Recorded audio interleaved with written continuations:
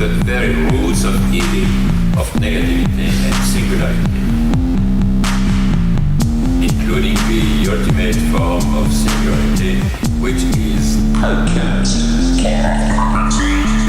the whole state of things, pure violence without object anymore. This is the typical violence of information.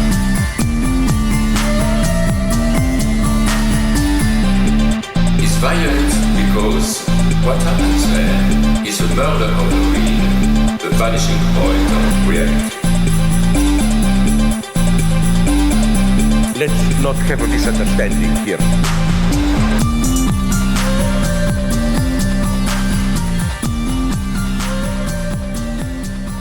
Welcome to this week's edition of the Machinic Unconscious Happy Hour with Coop and Taylor and Taylor Atkins, as always sponsored by the People's Institute for Revolutionary Semiotics. Before we introduce our discussion today, I just want to briefly mention we've got a Patreon account at patreon.com/MUHH. If you're enjoying the show, maybe consider tossing us $1 a month. Today, we're going to be having a look at the work of Emmanuel Levinas. The particular book is Totality and Infinity, specifically the first section, The Same and the Other. So how many open books do we have right now? Too many, I think. Right. We need to quit. We need to revisit some of those previous I know ones. we said we were going to maybe return to Girard's book, but not necessarily finish it. There was at least a couple more chapters I wanted to look at with you.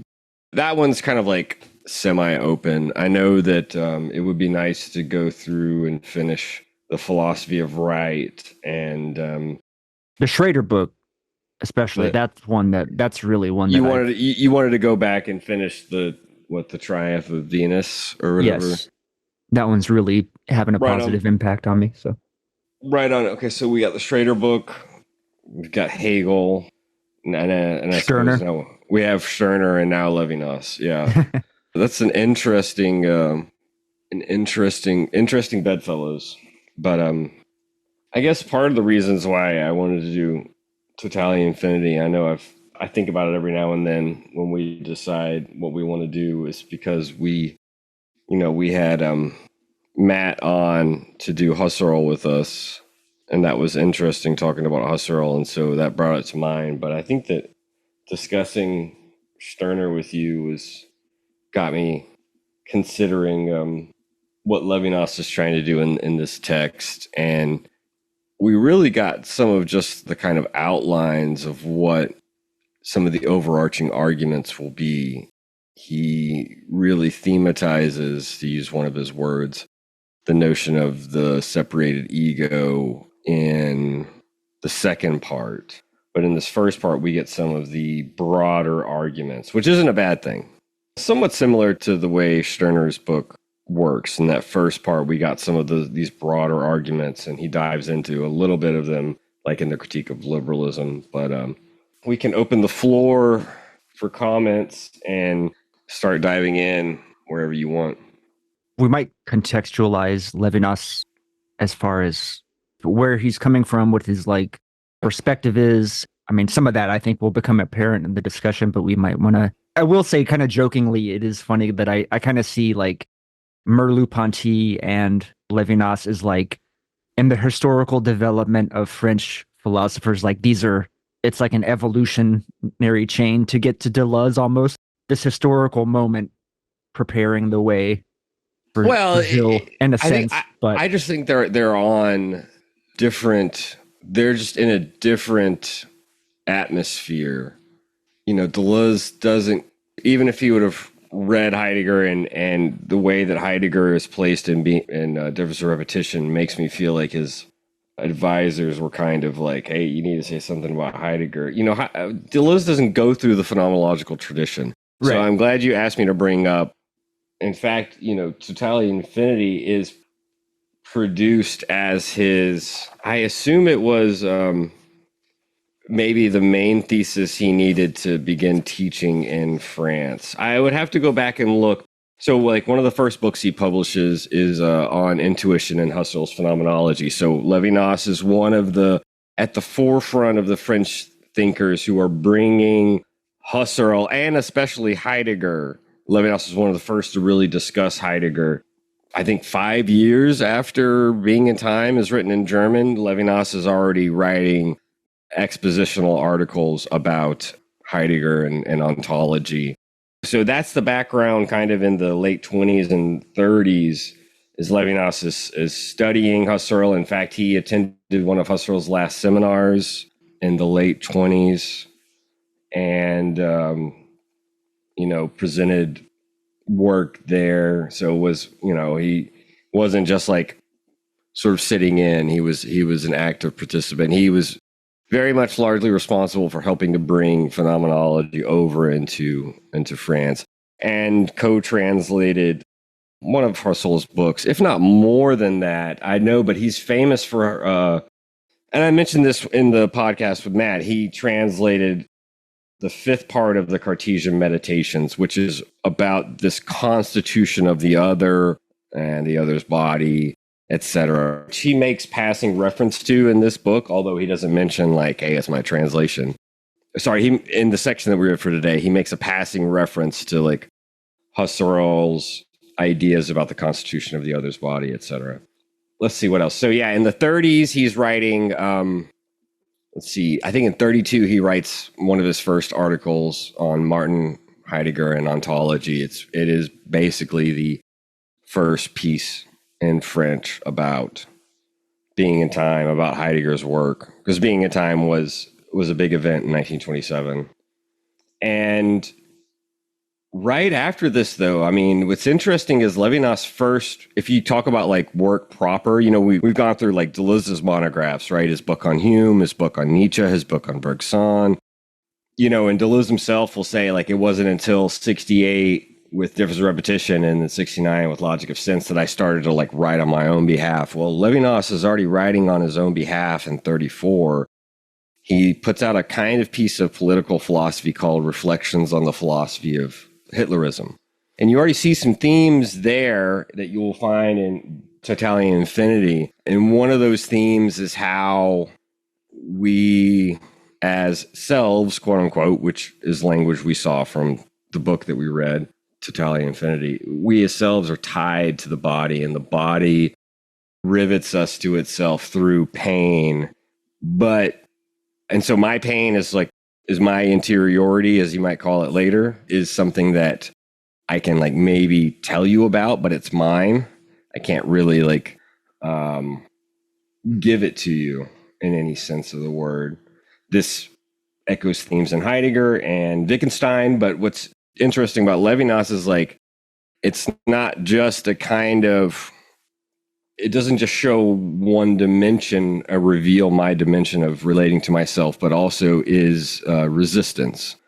Because his main point being is that it's through the body and its vulnerability that fear and aggression can lead to the kind of imperialist expansion that Hitlerism will basically exploit, that it's fear and aggression that Hitlerism exploits. And Levinas tries to at least point to how peace, justice, that which would be opposed to this type of fall could be possible. So already he's thematizing a lot of what we read for today, except in 61 in Totality and Infinity, which he presented to a board of some really prominent members. I know Gabriel Marcel, the existentialist, was there. Merleau-Ponty was supposed to be on the board, but he died from a heart attack, or was it a stroke, a week before. It was a sudden death.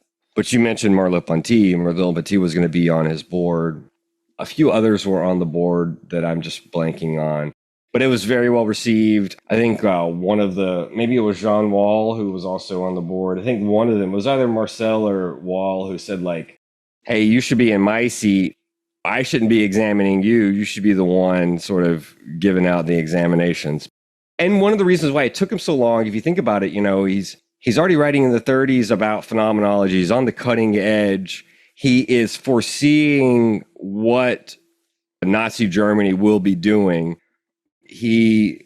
I think in the 20s or 30s, he had immigrated to France, become a citizen, and he enlists in the army, serves in World War II, is imprisoned, and like Sartre, although they weren't camped together, Sartre and like Rouillet, if we remember, Levinas is in a camp, but luckily it's an officer camp. He's not strictly speaking like a POW just thrown into some of the worst of what we might consider of. But still, he's imprisoned throughout the 40s, and it's there that he starts to write some of his original philosophy. He writes a book called On Escape, which is about escaping from being and escaping from this relation with ontology. So he's already trying to break. I mean, already you can start to see the break in the 30s with not as much Husserl, even though he does somewhat, although he also remains faithful to the phenomenological method, but strictly Heidegger. You start to see this disagreement with Heidegger boiling over. And one of the main disagreements, which is very fundamental, and I mean that in the phenomenological sense, is in the next book he writes in the 40s called, it's translated Existence and Existence, but it's probably better translated as From Being to Beings in the Heideggerian sense.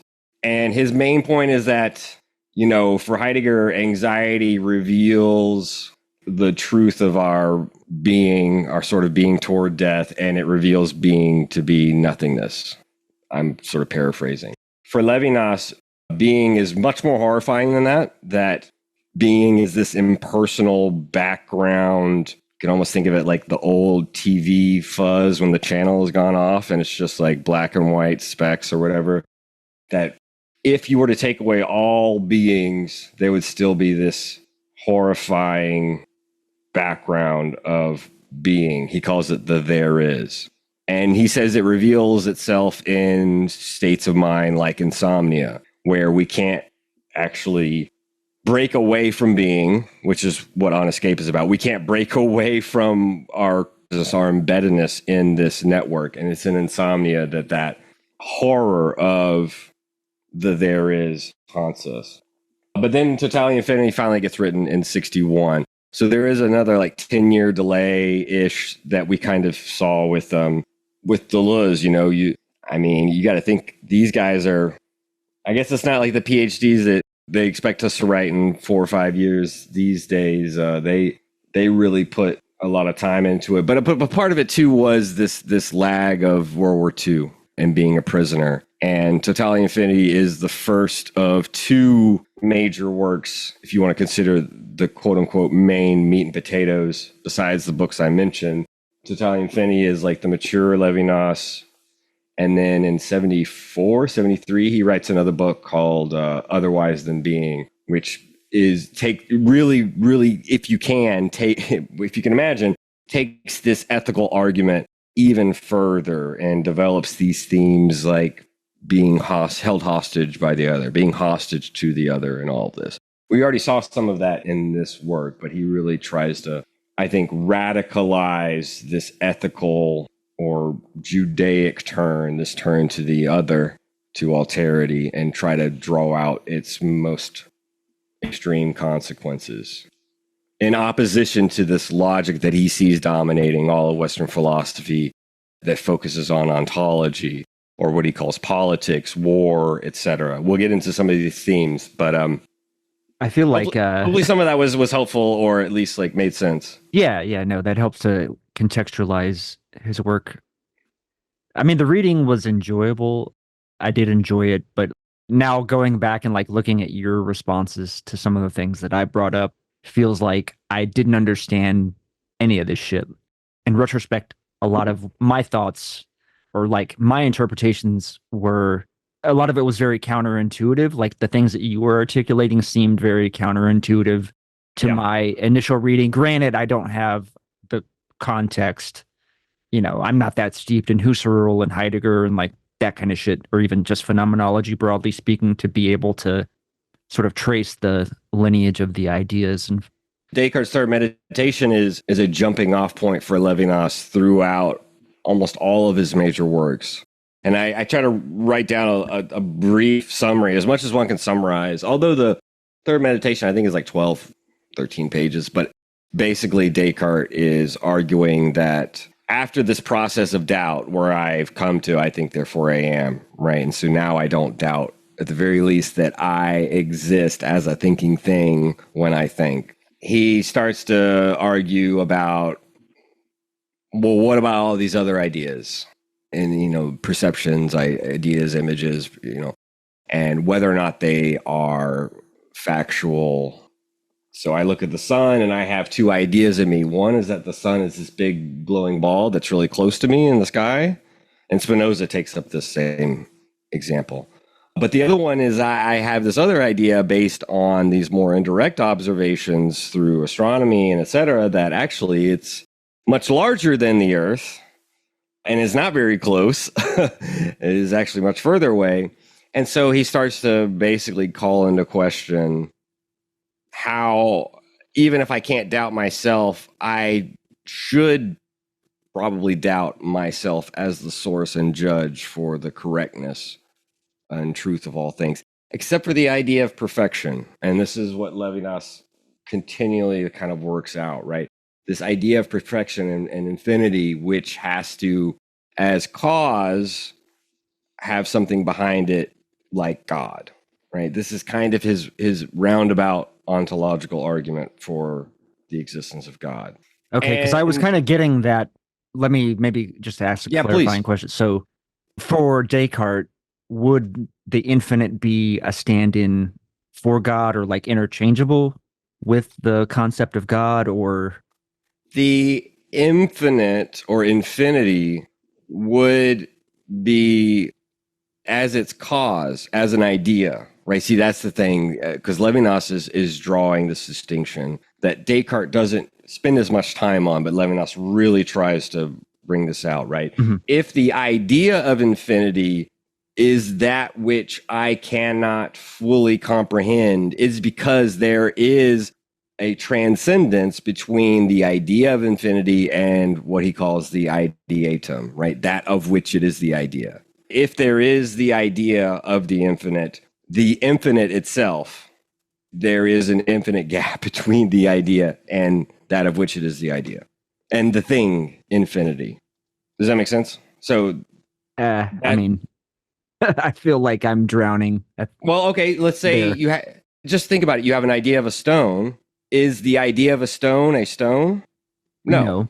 So, but I mean, it kind of, in a sense, the stone is the ideatum. The idea is that by which we try through knowledge or the phenomenological method and blah, blah, blah. If ideas are that by which we interact with the world Platonism. Through knowledge, through truth. Platonism is one example. You don't have to stick to that framework, but you can.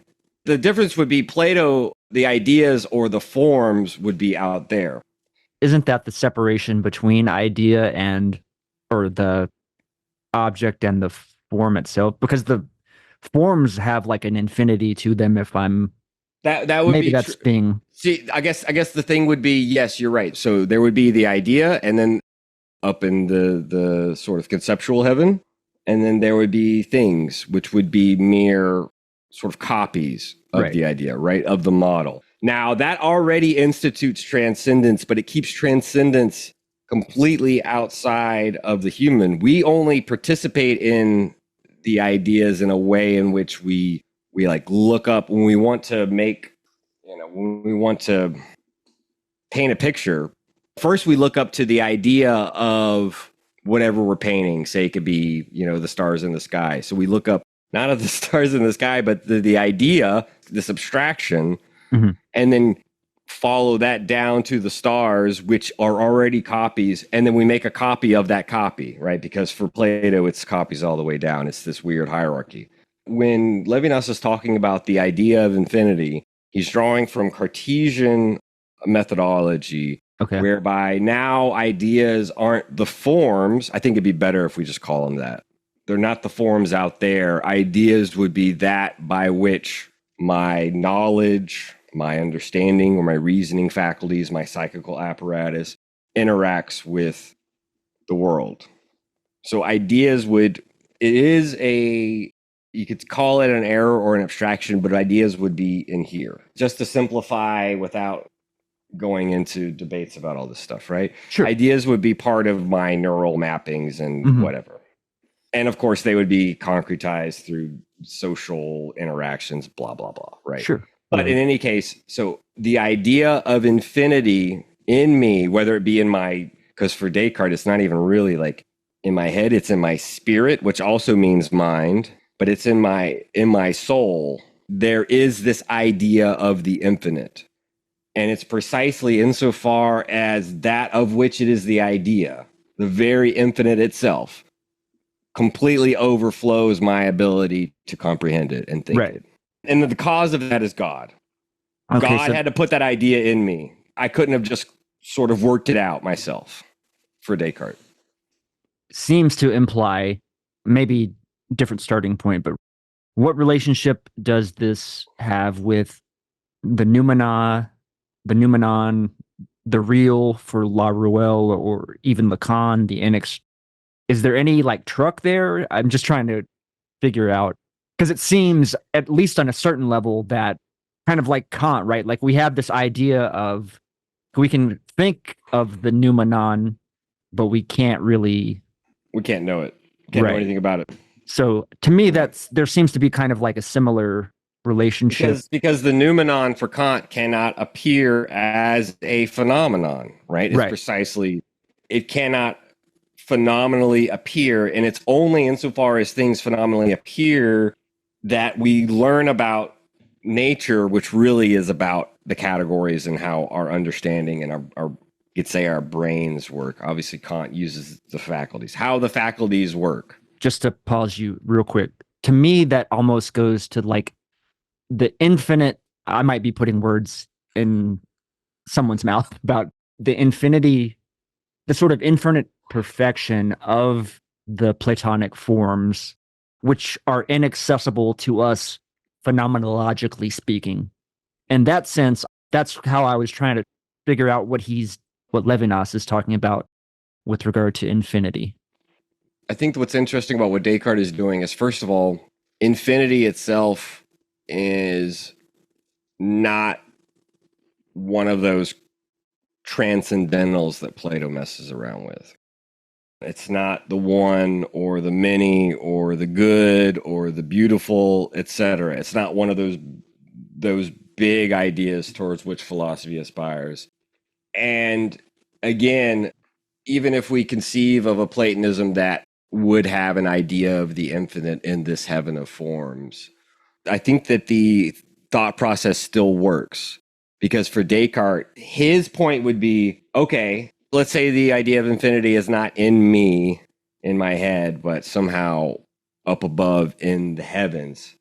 The same type of thinking, I think, would work out, maybe with a few more steps, but it would still be that insofar as I participate in this idea of infinity, it completely overwhelms my ability to rationally cognize it. There is a surplus. Kind of like Laruelle with the real, like the real is foreclosed to thought. I mean, there would be no participation in the real. I'm just trying to find some type of... The real, there would be no participation in, and it becomes a little bit... I think the real, to a certain extent, would share certain of the descriptions of Laruelle when he talks about the other, the absolutely other. Because the other is not knowable, is not thematizable. I can't symbolize the other. I can enter into discourse with the other, which is a totally different thing, and that obviously that cuts out the real. But there are certain aspects of the strangeness of the other that you can apply to the real, but the real is not, I think for Levinas, this is not in the horizon of problems that he's dealing with, let's just say. Sure, okay. When he says the real in the text, he is using it in a way that is not Lacanian, first of all, because he's not a Lacanian. Right. It was just a popularized form, I think, taken over from German idealism, because as you know, in German philosophy, you've got two words for reality. You have Realität and you have Wirklichkeit, which is sometimes translated actuality, which is why that Hegel quote is sometimes the real is the rational real, but other times it's translated the actual is the rational, and the rational is the actual. They're perfectly just kind of similar ways of dealing with it. And so it's really just from that strictly Lacanian heritage, although you could find roots of it in mysticism if you wanted to, but at least from that Lacanian heritage of the real is that which is not symbolizable, that which is not reality, which is mainly the domain of the imaginary with symbolic structurations. But when we talk about reality, a lot of times we are talking about the way in which, I as an imaginary ego deal with you as an imaginary ego. And I think that we have to be clear that for Levinas, the language discourse with the other would not be the egos of the imaginary. Not strictly. See, that's where transcendence and metaphysics comes in, and that's where we might have some dimensions of the real come back in, but now we're not thinking about the real in the trio of real, symbolic, and imaginary. Sure, okay. Now we're thinking about Laruel's real as man. The one qua man, the one in person, that's where we start to get closer to what Levinas is trying to think about when he thinks about the other person as the other person at the face of God appearing in the other, in the height of the other person, right? Or sorry, the height of God appearing in the other person's face, something like this. That appearance is not, obviously, you could say it's hallucinatory, but if you follow his strict logic, he's not talking about a God of religions. He's not talking about a theological God. He's not talking about a God that already condemns me to salvation and damnation. As he says later in this chapter, in this section, if anything, God is the outcome of interpersonal, of human affairs, right? Or else it's in any case, yeah. So when he says God here, he's not talking about some sort of God above. God would be like inherent in human situations, in human interaction. Right. Okay. That's the only God. And this is why he starts with the. I mean, this is kind of why I would think about this. Ego. This is kind of why monism felt so like relevant here, because of this God that's not a God in the way that we like, in the sense of the, I don't know, an interventionist God into human affairs, but like the imminent generation of God or something like that. Like in the way that all of our activities or thoughts or something like that would in aggregate represent this concept of God. I mean, I guess that the problem with sticking with monads is that, or even if we were to switch from a Heideggerian ontology to Leibniz's monadology, we're still merely thinking ontologically. I mean, would it help to think of the other as a monad? That already thematizes and reduces his absolute otherness. I'm not exactly sure what we get. I mean, I don't know. I'm out of my depth. No, I guess I'm just saying, like, Levinas is not exploring. When he talks about metaphysics, he's not talking about the metaphysical substructure of things. See, this is where the counterintuitive for me, maybe that's just based on my like trajectory of thought, but I'm just saying that if we were to shift from a language about the horizon of being and Dasein to a question of monads having no windows, does that at all shift our understanding of what Levinas is trying to explore with ethics? Let me pose this question then. Okay, so to go back to the other, is it that, because maybe to a shortcut, okay, the other is kind of unknowable to us. Is that in the sense of the other's phenomenological experience is kind of foreclosed to us? Yes, we can't reach out to the other in intentionality through the phenomenological structures worked out through Husserl's method, right? We don't intend toward the other person as an object. We may be able to focus on one aspect of their like bodies or something like this, but in terms of their cognition or whatever the fuck, I mean, perceptual experience. It's the same thing where this is why Levinas is working out this language in which ontology is not just warfare, but mastery, but domination is control. So knowledge would reduce the other as other to the same. Now, there is a way in which politics does this because it's trying to think about the equality of persons based on their freedoms. And this is why Levinas has to elaborate this notion of freedom based on an atheistic subject, which for Levinas, atheism for him is about the separation and self-sufficiency of a subject without the need for, it's sort of the independence of a subject, the subsistent subject, the self-subsistent subject without the need for sort of relations. See, that's so counterintuitive to me. That precedes negating or affirming a god. And the reason why it's atheistic is now it's not anti-theistic. It's just without God. And if we know what Levinas is going to call God, he's going to call God this encounter with the absolutely other. And that's where we get justice and morality and questions of ethics. I guess that the atheistic subject is the subject, if you think about it, of Hegel's abstract right. It is the subject from the point of view of ontology. It is the subject from the point of view of spontaneous freedom. Now, Hegel tries to make it out that it is through the interworkings of mutual recognition that our arbitrary spontaneous freedom is sort of called into question and has to take itself as an object and thereby rectify itself in these stages that ends in the state. For Levinas, that doesn't quite do it for him. Because, and the reason being is for Levinas, fundamentally, the relation with the absolutely other, which he already equates with the infinite, right? He already equates with God, or at least the height of God appearing in the face. Because there is a kind of phenomenology of the face that he's trying to go into without it being a phenomenology that reduces the other to the same as though it were an object. Because that for Levinas is completely ruled out. So there's no, Heidegger does not help us one fucking bit when it comes to the absolutely other, the other person qua other. Doesn't work. But for Levinas, the thing about Hegel's civil society and the state is the problem for him is that mutual recognition would imply already a kind of reciprocity and convertibility where the other person is not absolutely other. They actually are another ego and just the flip side of myself. For Levinas, that doesn't work.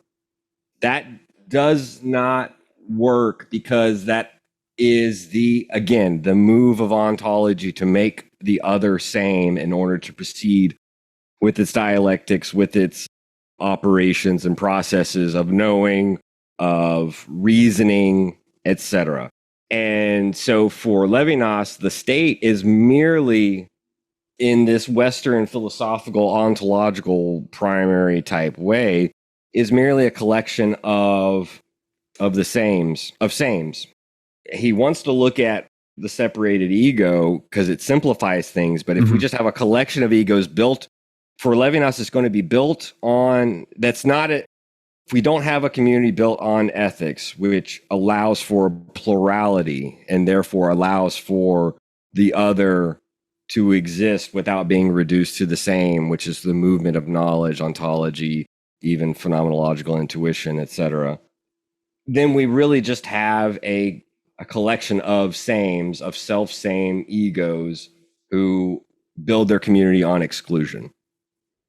That tracks a bit. Let me try to, one way that I was thinking about this is kind of like the difference between myself and the other is like constitutive of my being. Because I think even Levinas says like there's, what is it, not the distance between things, but being without any distinctions would just, so that kind of makes sense that, fuck, I'd have to look at the actual. Well, in Hegel, self-consciousness is that which distinguishes what is not distinct. This is why I said that the alterity, that the I can negate its particularities while still remaining itself. It can never become absolutely other. It can change throughout space and time, et cetera, and negate its possibilities and blah, blah, blah, but it can never be absolutely other. This is why self-consciousness. If absolutely other is like a position, if that makes sense, because like there's a well, it still feels like there would be a dialectical relationship between myself and the other there, to where like the other is precisely that which escapes my perception, and that is what constitutes the other. In my dialectical relationship between this and the like interaction with the other, that's what the differences are manifest or something like that. And that's, I don't know. I would say that we should call Levinas's understanding of the relationship between the other and the same, or just me, I, and the absolutely other, the other person, as a dialogical relationship, because dialogue, discourse, or, is his way of defining the way that through language as speaking beings we interact. Because dialectical relationship would get us back on this plane where there is mutual recognition, convertibility, and reciprocity. Levinas wants to assert the fundamental asymmetry between myself and the other person. And that the other person, that asymmetry, that relation without relation, he'll call it even, but that asymmetrical relation calls me out of my self-sameness, self-sufficiency, we could say my atheism, my separation, all while we remain separate. We enter into an ability to have a relationship. This is where transcendence comes in. What he's calling transcendence is very much not quite what we would think about. Again, these are very counterintuitive things. Because normally, with Kant, transcendence would be that which sort of goes beyond the conditions of possible experience. Right? That's basically what he's trying to rule out. Or like the infinite in a certain way, right? Because we can think the idea, we can have the idea of the infinite, but it's not something that we can experience directly, phenomenologically speaking. No, we can't. It would be more of a mode of existence than a being, though, right? So the question of whether or not that mode of existence is, but still, for our purposes, yes. I mean, there is a sense in which, for Levinas, yes, there's a couple of aspects of transcendence, one of which is in what he calls the metaphysical relation to the other, which is not an ontological relation, right? We're not encountering one another as mere beings and therefore as mere things, because it's really only on that level that domination and control is possible. And this is why even Hegel talks about slavery. That's like I was talking when I was talking about something else with regard to personally becoming a scapegoat. Being objectified in that manner is like a horror. Yes. And I think that for Levinas, it's precisely, well, okay, I won't go there just yet. But one thing I will say, I mean, when he talks about metaphysical desire, and a lot of times he capitalizes desire with a capital D, right? He distinguishes it from need. Obviously, needs can be satisfied. For Levinas, desire cannot be satisfied. In fact, the desired, which is this sort of... It's almost like the objet, like it doesn't matter. I think you could liken that to the objet to a certain extent. Or even just thinking about, I mean, is this kind of akin to Spinoza desire as just this general striving of the will or whatever towards... That relation is not one. That relation is universal and sort of fundamental, but it has no content, so to speak. I'm not sure. The relation between Levinas and Spinoza is a fucking tough one, because if you saw that the very last sentence. Yeah. I did see that. He basically says what we are asserting. I know he uses the word antipodes, but I don't know that word. We are basically at the diametrical opposite trajectory as Spinoza. Yeah, which is, again, this is where I get like, it's almost like Derridian, like he's deliberately fucking with me. I just... Yeah. I mean, first of all, I would be... incredibly frustrating.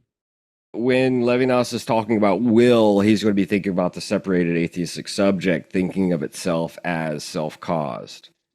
This is the Okay, so that would be like Stirner. Yes. How does Stirner that would be like Stirner more than. One thing I want to say is I would agree with you about the other as objet, except for the very fact that desire for Levinas is not feeling a lack. Right there, he breaks with Plato, Lacan, etc. At least on this point, he sounds like Deleuze and Guattari. Right, yeah, he kind of does. But yes, this question of the will as believing itself or as motivating itself to act in such a way that it is self-caused, that it is casus sui, would be this, in a certain sense, atheistic because it takes itself to be, in a certain sense, godly. And that's precisely why Levinas is trying to argue that it's really only in this encounter, this ongoing discursive relation and responsibility that institutes justice, blah, blah, blah, with the absolutely other that God actually appears. I mean, one of the ways he says, like, he talks about God as the sort of movement of justice. God rises to his, and I don't like the gendered language, but whatever. God rises to his supreme and ultimate presence as correlative to the justice rendered unto men. And we could say by men, with and among each other, not from some height of Olympus or some shit, right? That's not, in the context in the text makes that clearer than that one little. But then in justice, we're not talking about the justice system, which we spent time talking about, obviously, in past weeks, but it's about justice being this openness and this ability to relate to the other through speech, language, discourse, in a way that does not reduce them to the same of knowledge, ontology, reason, violence, politics. That would be the interesting thing where it's like, okay, so the ipseity, right, the self-sameness of the atheistic ego that takes itself in its will to be self-caused sounds like Stirner. Is that what you said? I think more or less, yeah. And so, yeah, like, what do we do with that is one of the interesting things. And one of the things I wanted to reflect on with you, right? That's to go from reading The Unique As Property to reading Totality and Infinity does feel like we've kind of gone into bizarro land, right? Yeah. If I'm trying to impose an ethics on Stirner, it would be like, I mean, this is dangerous, though, I think, perhaps. Maybe this is the danger, because it goes into maybe even a Sadian ethic of sort of the reciprocity. It's because I recognize, or my reading of Stirner's ethics would be because I recognize that whenever you and I exchange, whenever we embark on the same sort of project, like this podcast, we're sort of willingly, of our own free will and volition, entering into a relationship that our differences are sort of flattened out in a certain sense. But the recognition that, almost in the Spinozist way, maybe this is where I'm fucking it up too, is like, it's by connecting with you that I increase my capacity to create joy. Okay. Whatever, like our interaction and our reciprocity, our communication, exchange elevates the capacity for joy between us. So it's a recognition that the other is the source of jouissance or pleasure. Like, it's only through my interaction with the other that I can really experience this joy or something like that. This is where Levinas, and I found the perfect passage for you. He talks about to recognize the other is therefore to come to him across the world of possessed things, but at the same time to establish by gift community and universality. Language is universal because it's the very passage from the individual to the general, because it offers things which are mine to the other. To speak is to make the world common, to create commonplaces. Language does not refer to the generality of concepts, but lays the foundations for a possession in common. It abolishes the inalienable property of enjoyment. The world in discourse is no longer what it is in separation, in the being at home with oneself, where everything is given to me. It is what I give, the communicable, the thought, the universal. One more line. Thus, conversation is not a pathetic confrontation of two beings absenting themselves from the things and from the others. Discourse is not love.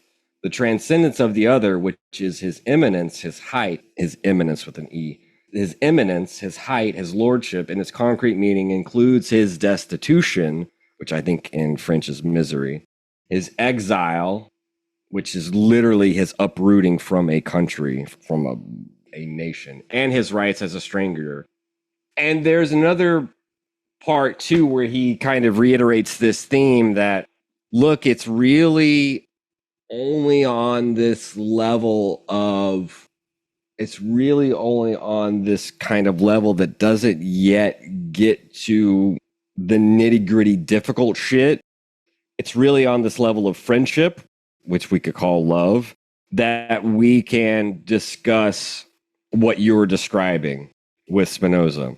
I think that the thing would be this, where you're right. I do think that Levinas would hold that certain ways of interacting with other people obviously would be in such a way that they increase the general welfare, they increase my power for acting, and he does acknowledge that. I think that for him, though, that makes it a little easy on ourselves if we only focus on that, or even if we make that the primary relation with the absolutely other. Yeah. Well, I think too that one thing is that's almost a Sadian ethic, because like if the other is the source of joy, then that sort of implies to me like an objectification, that I would use you as the other, recognizing you as my joy. Maybe that's what the gift aspect of the passage you were, I think so, talking about creates a kind of unilateral hierarchy or something. I think also the reason why he says discourse is not love is because Levinas is very wary of basing ethics on the neighbor. This is why he says the other is exiled. The French is des paysagements or something. They are literally like uprooted from their land. And so they can't be a neighbor. This is why they are the stranger. Remember, this is another theme. The absolutely other is talked about in terms of the stranger, because if we start, and Deleuze goes through this in the Abécédaire to a certain extent when he talks about the difference between politics on the left and on the right. Politics on the right, generalizing as he is, Deleuze says, you start with the family, and then you go out and you focus on the family, and then you go out and you focus on your neighborhood and your block, and then you focus on your little county and your city and your nation. You work out, radiate from this center that centers in on the I, right? On the ego. For Deleuze, with the left, you begin on the horizon. This is something that Nietzsche himself thematizes. He talked about it as love of the farthest. Levinas is very worried about this type of ethics that would focus on the neighbor, which you see in like Mosaic pronouncements of love your neighbor as yourself type shit, right? I think Levinas is worried about, and this is why discourse is not love. It is not loving the neighbor as yourself. Because again, that already works into, you start to see it now, right? That already works into that ontological idea of starting from the same and reducing. Anytime we enter into interaction with another, we reduce it to the same. That's, for Levinas, not true ethical relation to the stranger, to the absolutely other. And so if we start with the neighbor, we really are going to start with my fellow countryman, my fellow similar person. And we're never going to exit that circuit of likeness and self-sameness. And so we're going to be focusing, we're going to build a state based on oppression, exclusion, etc. This is why I thought it was good that you asked me to bring up some of like Levinas's biographical background. This doesn't explain everything, but at least we can see that, you know, kind of in 34 predicting what Hitler's type of fascism would look like, because for him it was about expansion. it was a philosophy based on force. And for him, force has to sort of expand and dominate. And so, like, you can imagine him reflecting on how, I think for him, his point in the reflection on the philosophy of Hitlerism is that how is it that Western philosophy not only precluded the possibility of something like Hitlerism, but perhaps silently fed into and helped to promote the very foundations of conceptualizing our existence in the world that could have given ground and given credence to and given the conditions of possibility for something like Hitlerism. I think that Levinas, I mean, see, that is sounds very like, condemning of philosophy's tendencies. to me, that almost goes to like Derrida a bit, and just the broad concept of like a philogocentrism.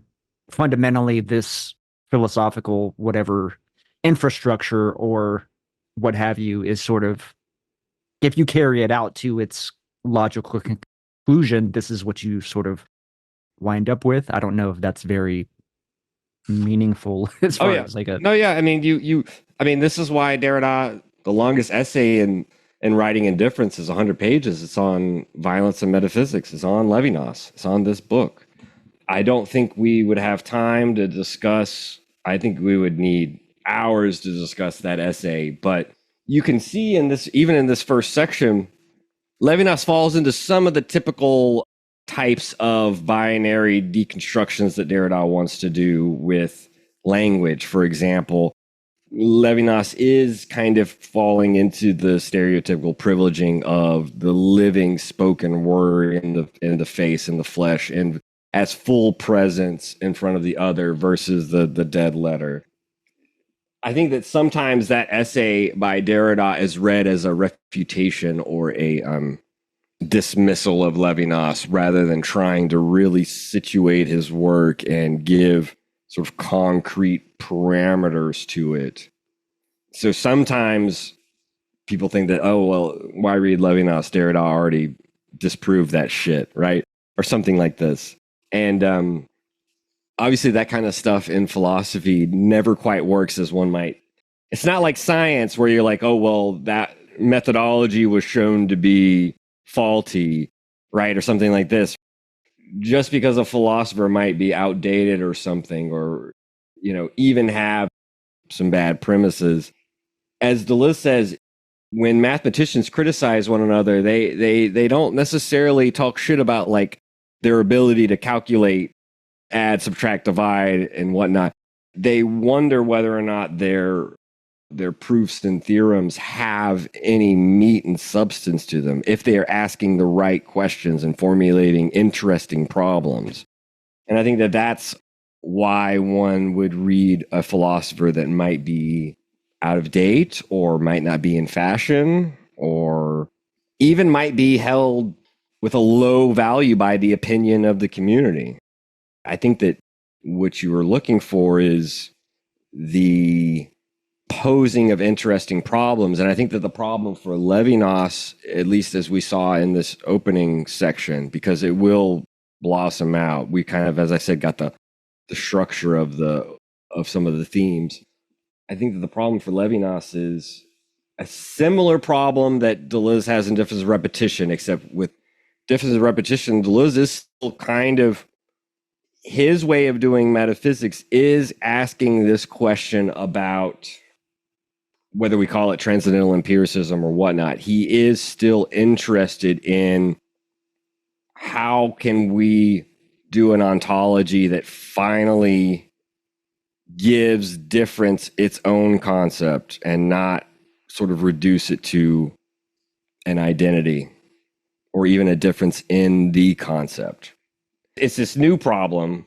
With Levinas, it's this whole shift. If we are going to continue doing philosophy, how can we demote politics, warfare, violence, quote unquote, ontology as its primary function, which it has had, and you could go back and say since Plato and Aristotle, but in the recent time that he's talking about, since Heidegger really reestablished ontology as its main function, how do we do philosophy otherwise in order to open up different avenues for thinking that aren't this type of, that don't lead us down the paths that one could see in the excesses that humans do, and that we're still doing to a certain extent. I think that to a certain extent, we still, like, when we talk about ethics today, or even if you probably look at like one of the most popular theorizers of ethics in, let's say, America, Peter Singer's ethics, I don't think ethics in the sense that Spinoza, to bring him back up, or Levinas means, they both far, far exceed and outstrip the kind of ethical concerns we see discussed in business classes. Or I am trivializing a little bit, but you get what I'm saying, right? So to bring up Spinoza just really quickly, and then I'll throw it back to you. The reason why I think he says at the end that his what he's looking at is sort of antithetical to Spinozism. He says, thought and freedom come to us from separation, which I already mentioned to you is the atheistic self-sufficient ego, and from the consideration of the other. This thesis is at the antipodes or antipodes. Do you say antipodes or antipodes of Spinozism? It's diametrically opposed. So I think that to a certain extent, if substance, God, is sort of, as we know, causa sui, and is not limited by anything else, and to a certain extent, the attributes are the sort of infinite expression of substance in the modes, then to a certain extent, this is what Deleuze has called the one-all in What is Philosophy, when he talks about Spinoza. The one of substance, obviously not Laruel's one, right? But the one of substance would be all things extended, all things thought would be expressions, to use Deleuze's term, of substance. So you wouldn't have separation. And you obviously, a consideration of the other, well, to a certain extent, what could be other, right? I mean, from a Spinoza's point of view, again, this is generalizing, and I'm sure we could read Spinoza otherwise. But if we start from substance, attributes, modes, what would be other in this philosophy of immanence or something, right? I think that's Levinas's point, that there would be, we would already sort of be, all things would already sort of be under the auspices of Deus sive natura, right? God or nature. But would there be true, absolutely other? I don't know. Not in Levinas' sense. At least not for Levinas, at least that wouldn't be true. You wouldn't have separation. You wouldn't have the capital A, capital O other in Spinoza. This quote kind of gets to what I wanted to bring up in response, because it says the idea of infinity is the mode of being, the infinition of infinity. Infinity does not first exist, then reveal itself. Its infinition is produced as revelation, as positing of its idea in me. This kind of is what was suggesting monads, in the sense of, like, the infinity of substance is expressed immanently in me as only a part. First of all, one of the things to note is, and this is a conceptual term that Levinas will continually reuse, and he does this with a lot of sort of quasi-religious theological terms. For example, I told you that, I don't think it's here, but in a later essay, he talks about the essence of discourse is prayer, which is like, what the fuck? But prayer literally, etymologically, means a sort of entreaty, a calling unto the other. Not just, and actually not really praying to some God, because as we know, for Levinas, God is in the interhuman communication. Anyway, so revelation for Levinas is opposed, even if it is seemingly like close in verbiage, is opposed to what Heidegger calls disclosure or unveiling. Beings disclose their being as they stand in the clearing and the light and all this fucking horseshit, right? In the phenomenological Heideggerian mode, beings disclose themselves, or they, as they stand in their being and all this shit. The being of beings is disclosed. For Levinas, this doesn't work when we aren't talking about being in the ontological mode, when we are talking in the ethical mode about the face of the other. This is why he goes into themes of nudity and of laying bare, that one really can only be nude in the face, right? There's this nakedness of the face, and it reveals itself to me. If the other disclosed themselves to me like beings do in their being, then we would merely have an ontological relation, and then we're not outside of that Heideggerian framework that is concerned more with, that doesn't, for Levinas, get to the essence of human interaction, unless it be that of the same and the same, unless it just be like you and me as separated egos and our self-sufficiency. We don't have otherness in disclosure. It's only in revelation that we have this asymmetrical relation that I was talking about, the ethical relation. That's just the meaning of the word revelation. But that means that in the face-to-face revelation, this ethical relation with the absolutely other, that encounter is what produces the idea of the infinite in me. In Descartes, it was God who implanted this idea in me as my creator. For Levinas, insofar as he is not going to posit some God outside of interhuman relations that sort of exists above, some sort of creator God, for Levinas, creature means two things insofar as we recognize ourselves as creature. One, we admit our sort of separation, as he admitted in the analysis of the atheistic ego and their self-sufficiency. We admit that, but at the same time, transcendentally, we acknowledge that we can investigate into the grounds of our constitution, into the grounds of what sort of forms us. And this is what Descartes is trying to do in the third meditation. And so it is insofar as the other is that infinity of which every idea I can have of the other's infinity overflows that idea. Levinas is taking straight from Descartes and implanting it, boom, in the face-to-face relation. So the idea of infinity is no longer implanted by some creator God who doesn't deceive, right? It's implanted in me in the ethical relation because of it. Now, whether or not Leibniz helps us to think through that, I don't think so. I know that is maybe frustrating for your. I mean, you can say if you'd like what sort of jumped out at you in this passage. I mean, you started to. I know. I'd have to go back and fucking to the passage itself. The other reason why Levinas constantly calls the other a teacher, which in French is the same word as master, which is why this is part of the asymmetrical relation where the other is master teacher, is because for Levinas, the Cartesian God doesn't merely implant in Descartes or in subjects the idea of infinity.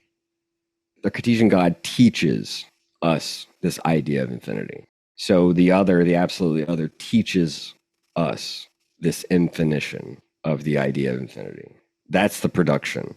So both produces, makes that idea, but also in the production bears witness. As you saw in the footnote, right? It's producing a witness. You're producing testimony for the infinity that overflows the idea that one can have of it. I mean, that's kind of like fundamentally tied to this sort of idea of language, as even then feels like it goes back to a Platonism in the sense of the signifier isn't adequate to the infinity of anything, in a sense. The signifier doesn't capture all of anything. There's always a remainder, there's an exclusion or something like that. But at the same time, Yeah. language sets the grounds for a universality. So I don't know. I don't know Well, how much use I am in this conversation, to be honest. no, I mean it's fine. What's interesting is that for Levinas, when he talks about the signifier towards the end of this section, you can see it on like page 96. He's not talking about Saussure's signifier, Lacan's signifier. The signifier is the other person. The signifier is literally the one who signifies, which means the one who expresses in that Levinasian concept of expression, where expression is not disclosure, expression is discourse, is the interaction with the other that does not reduce the other to the same. So this is why it's frustrating, this language that Yeah. it forces us to give up certain ideas we have about concepts. First of all, even the rule of the concept, because again, as we know, the other cannot be conceptualized, right? The concept would just betray him. The categories in Kant would just betray him. But we have to give up definitions of ontology, because ontology is yes, it is the study of beings, but that is a reduction of transcendence, and is politics, is warfare, etc. We have to re-understand ethics. We have to re-understand justice. We have to re-understand the fucking word God. We have to re-understand metaphysics, desire. Desire is no longer filling the lack, or is no longer this nostalgia for this lost object. Desire is deepened by that which is desired, not filled.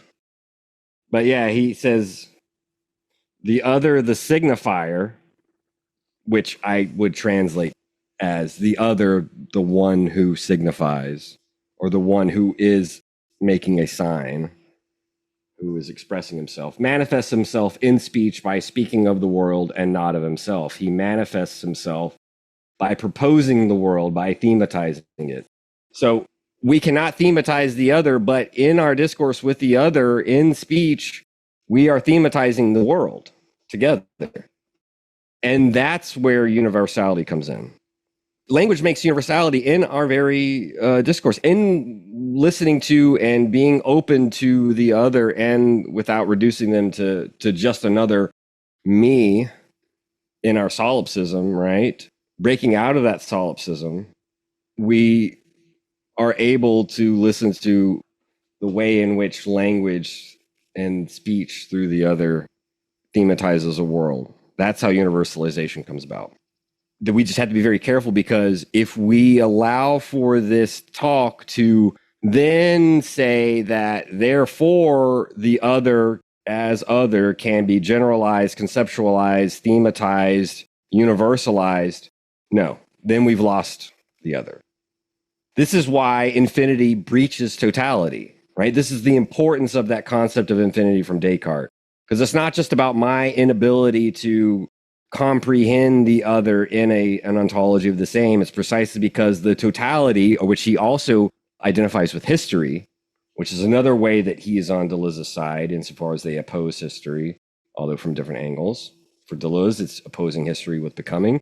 For Levinas, it's opposing history with ethics, with the face-to-face relation. I think, again, this is Derrida's thing about living speech too, though. Like, there's a way in which history, if we historicize beings, they can't, like, give expression to counter it and whatnot. That takes us down a road that I kind of want to keep closed for a moment. Bringing in Derrida makes it more about Derrida than Levinas. Sure. At least provisionally, Right. you get into deconstruction and all of this, which deserves discussion, but I'm trying to make sure you get at least a little bit out of what we've done here. And I think that what's interesting is that, gosh, we've had a few people, it wasn't just Matt, but I forget who brought it up, that Levinas has a very interesting analysis of enjoyment, for example. Oh, yeah. It was Graham Harman. That is going to be in the next section. Yeah, next because it's what, the section's political something or other? Let me see. Interiority and economy. And Okay, yeah, interiority and economy. So we'll have separation as life. We'll have stuff about living from enjoyment, the notion of accomplishment, blah, blah, blah, enjoyment and independence. I think this first section really lays out these big themes, and then he's going to return in section 2 to, okay, let's start again with the atheistic separated ego. We need to start there and concretize that, fill out that. We need to do like a phenomenology of that life in order to really concretize how ethics breaches that, just as infinity breaches totality. And totality is history. Oh man. History is, I would say Shit history is baffling to me. I would say history is a mode of totality. History is a mode of totalizing. History is a mode of, another way Levinas would say it later, is history is a mode of privileging the said over the saying. Now, this is Stirnerian because, you know, what Stirner, we talked about it a little bit, right? Where Stirner's like, I can have these thoughts, I can put them down, but you do what you want with them. Those thoughts, I have nothing to do with that. Mm-hmm. I'm not going to chain myself down to something I may have thought or written or said, blah, blah, blah, beforehand. I am the creative nothing, the spontaneous accompaniment of my sayings and thinkings. For Levinas, history privileges the said over the saying, but the said never has the last word, right? History never has the last word. There is always a continuous, ongoing discourse. And to try to privilege history as a mode of ontology, as a mode of violence, as a mode of politics, as a mode of war is suspect, to say the least. But I think that for Levinas, this is his main critique of philosophy. By asserting ontology as fundamental and as the primary concern for human existence, I think Levinas says that there's a similar type of thing where Heidegger has stood everything on its head by privileging the care and concern of beings and blah, blah, blah. So is this where like Graham Harman's intervention with object-oriented ontology is to like sort of deal with this kind of problem? I think that the question of O with ethics, or even just dealing with like this limited, because it feels like there's an inadequacy to this ontology of Heidegger in that it doesn't, I don't know, it privileges subjects or something, or it privileges a phenomenology of anonymous existence. Because for Heidegger and it's one of the smallest chapters in Being in Time, being with others, Mitsein, is analyzed in the mode of the they, which is the kind of, in French you have the pronoun on, we have the pronoun one, right? The impersonal pronoun. And Heidegger is not necessarily wrong in saying that in our day-to-day dealings, like say we go to the grocery store, we're mostly interacting with other human beings in the mode of the they. They don't really enter into our encountered sphere of ethics, as Levinas might say, right? I mean, to a certain extent, for Heidegger, they are other in the mode in which they are all the same, and they are in a way in which they are this anonymous mass. And I do think that sometimes in our day-to-day dealings, that's how we deal with other people. That we are alongside of other human beings, but not necessarily engaging with them face to face. I mean, even at like a checkout aisle, that doesn't even really obviously count, right? Yeah. That's just an interaction. And I think that Heidegger's not wrong in describing that type of phenomenological experience. It's just that that seems to leave ethics in a bad state. It's just a bastard child of politics and subordinate to it, where really it would be like, what's the ethics of going to the grocery store and being among the they? I mean, are we really talking about, in Levinas' sense, that would obviously not be really ethics. That would just be like, what is it proper to do so that we can fit in anonymously with the they? I think that that's what Heidegger helps us. If you put some pressure on that, that is a type of, for me at least, that accords with a kind of fascist politics.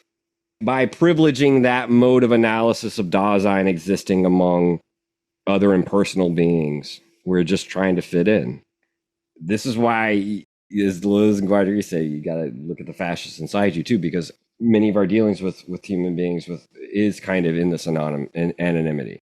But does that mean that that's the end all be all, or even that's the most important analysis of how we exist with other people? I don't think it is. It's obviously not.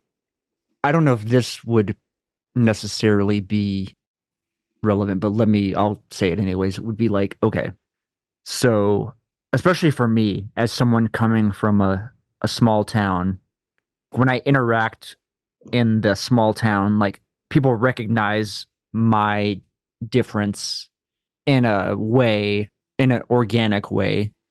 Whereas like in mass society, like when I move to a city, then difference becomes the universal thing almost. And Yeah. to another person, there's like a habituation to the other. I'm aware of you, but I'm not aware of you in the same capacity as I am when I am in a small town, right?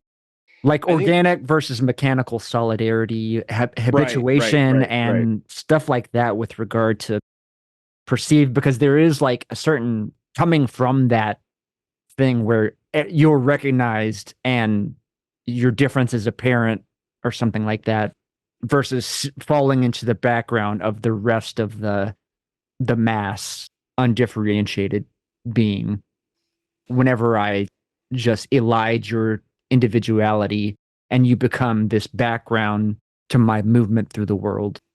I think that makes sense. I think that in a small town, we have different mechanisms for navigating and negotiating familiar faces, for example, right? And sometimes, yes, we can have genuine friends and whatnot. I would just say the mechanical organic solidarity, I think for Heidegger, he would want to say those are just two sides of the same coin of the anonymity of the they, blah, blah, blah, blah. Interesting. And what's interesting, I think, for Levinas is that, this is not necessarily what we mean when we talk about encountering the other as stranger. I think that Levinas would at least provisionally agree with Heidegger on mit sein, that many times in our dealing with others, we aren't dealing with them as absolutely other. I think that is more of it's both a rarer and paradoxically more fundamental relation than not.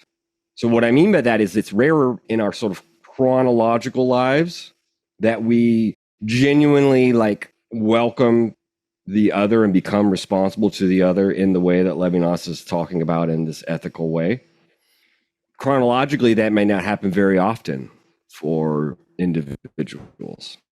That all depends on sort of the circumstances and the events and situations surrounding your life.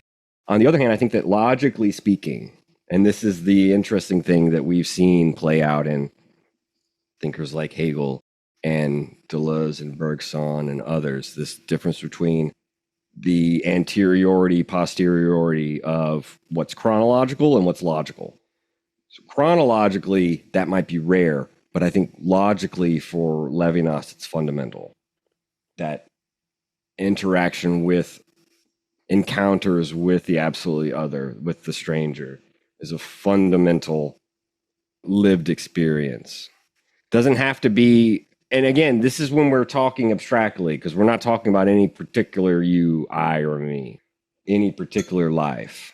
I think we are talking about, now we are starting to get into maybe deeper theoretical waters where we are thinking about whether it be these big terms like the Lacanian symbolic, right? Or we are talking these big terms about, for Deleuze and Guattari, desire and the social.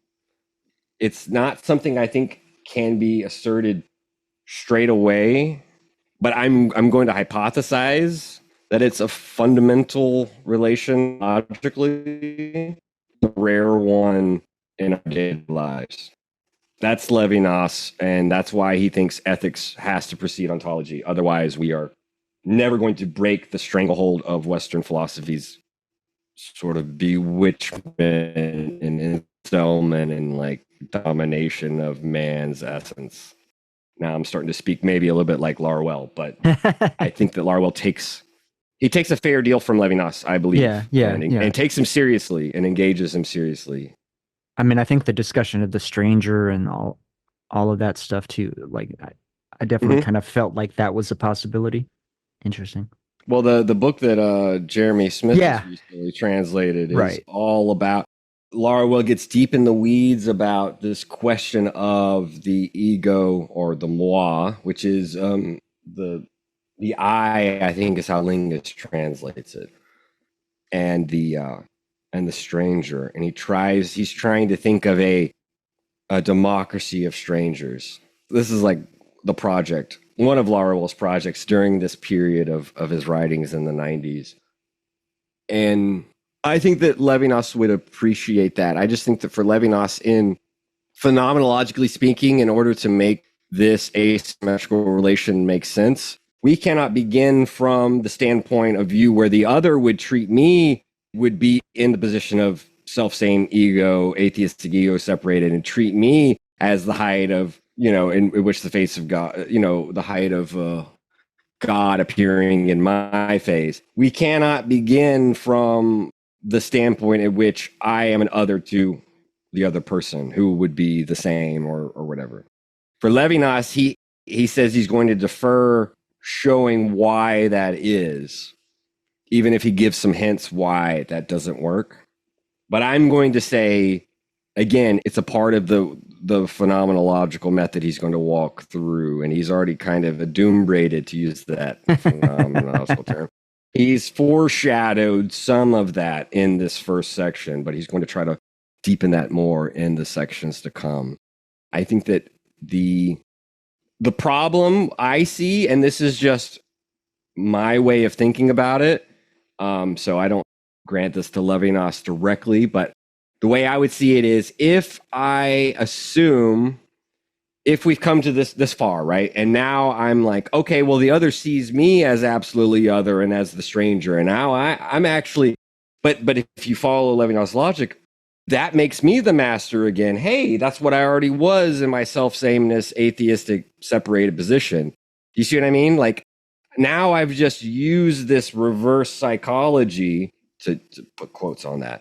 I've used this reverse psychology where I have found ways of twisting the narrative, and I become again what I thought I already was at the beginning: master, Lord, teacher. I am at the height, and so I have the power. That's not going to work for Levinas.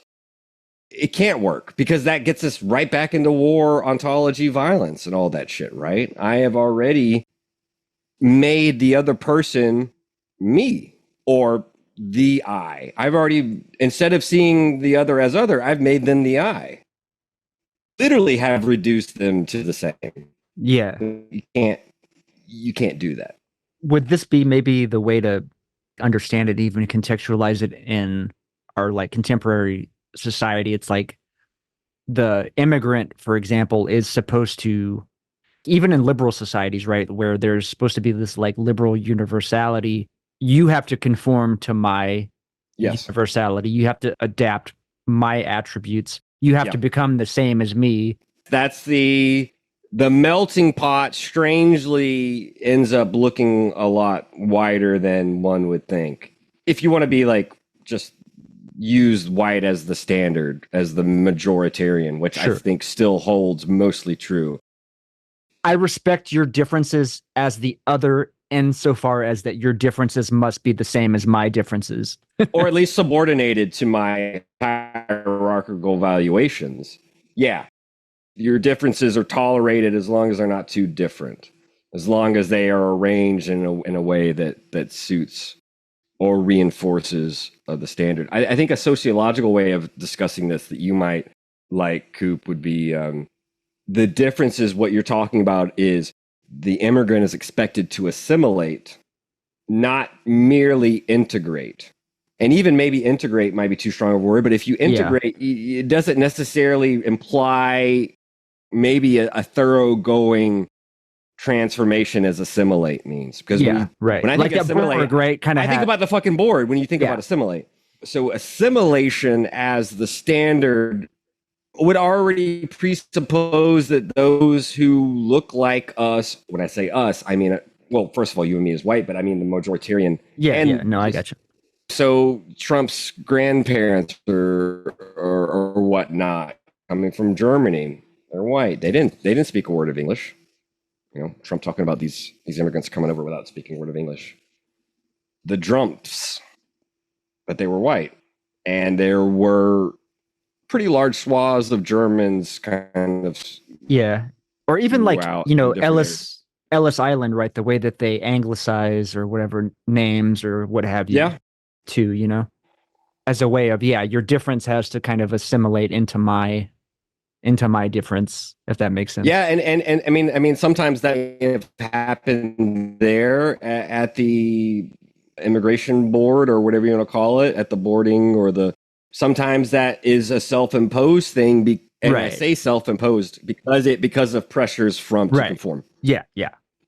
Or even perceived benefits from conforming. Sure, yeah. Which is still but again, you can kind of see now that we've talked about this logic a little bit more, you can kind of see what Levinas is talking about when we base a community on these types of philosophical ontological principles that privileges the same and thinks of otherness in terms of knowledge, in terms of, which is a basic kind of bastardization of Foucault, but it works, right?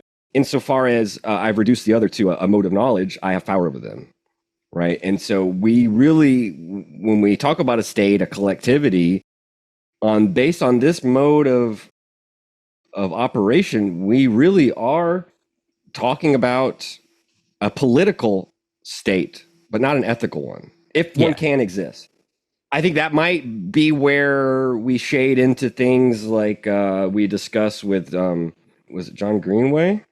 About Ernst Bloch, this question of utopia. Right. So I think that Levinas is not merely trying to kind of demystify or secularize theology, religion. And I think he is using religion and the remnants of theology that he's tried to sheer of its unduly transcendence or unearthly transcendence.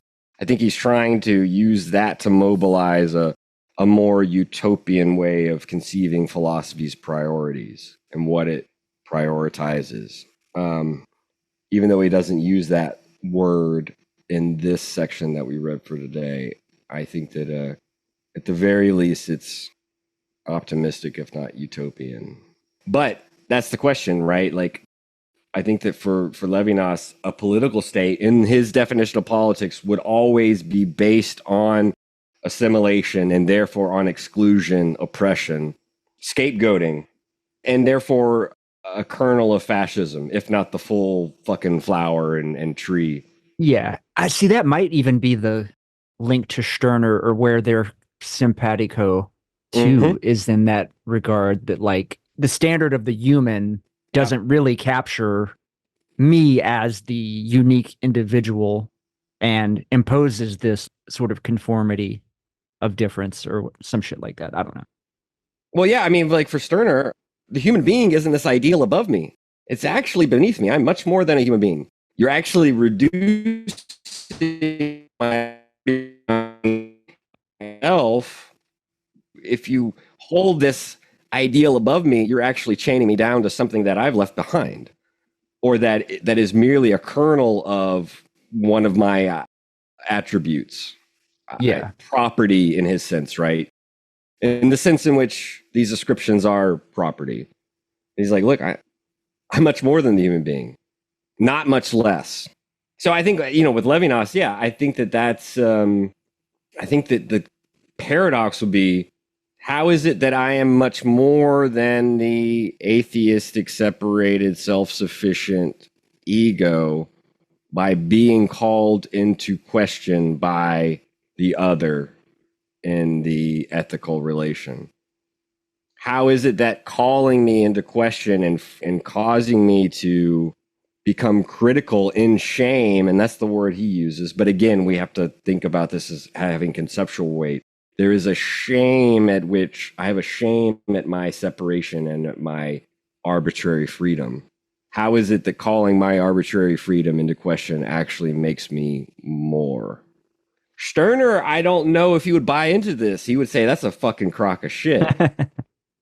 Hegel, I think, is kind of on the fence. He might be like 1 foot in Stirner camp and 1 foot in Levinas land. I can see him wanting to, for the very reason that the arbitrary spontaneous will takes itself as object. That's how we dialectize towards real freedom. So he's already got kind of 1 foot in Stirner's camp, but he's already leaning because he's going to try to mediate something. If we take Levinas and Stirner, at least on this question of freedom, to be opposed, but I think that's the main takeaway from, and we can maybe stop here. Yeah. That's the main takeaway for me from moving from Stirner to Levinas, at least in these preliminary pages. The way in which Levinas tries to get beyond the arbitrary spontaneous will or arbitrary spontaneous freedom in a way that is not Hegelian. And the way he sidesteps it is he doesn't go through the dialectical relation of reciprocal mutual recognition. Mutual recognition would already be a matrix that reduces the other, and would be a mode of politics for Levinas. Let's say that Hegel resolves dialectically this question of abstract right through politics, and Levinas is trying to conceive this fundamental relation otherwise. Hopefully that makes sense. Maybe that's a big takeaway that can keep. I'll have to think about it. Once I go back and edit the episode, I'll probably learn a lot.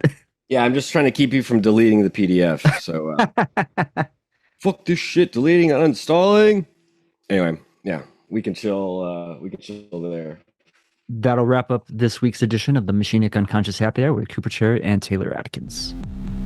The very roots of evil, of negativity and singularity,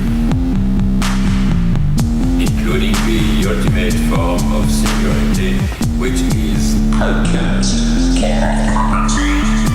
whole state of things, the pure violence without object anymore. This is the typical violence of information.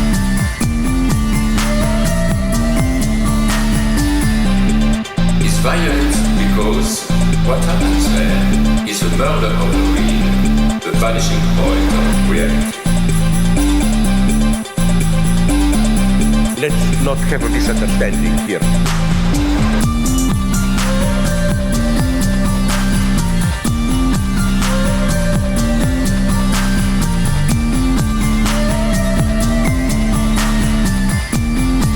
What I meant is the following. With nothing left but recycled, whitewashed, lobotomized people, as in Clockwork Orange.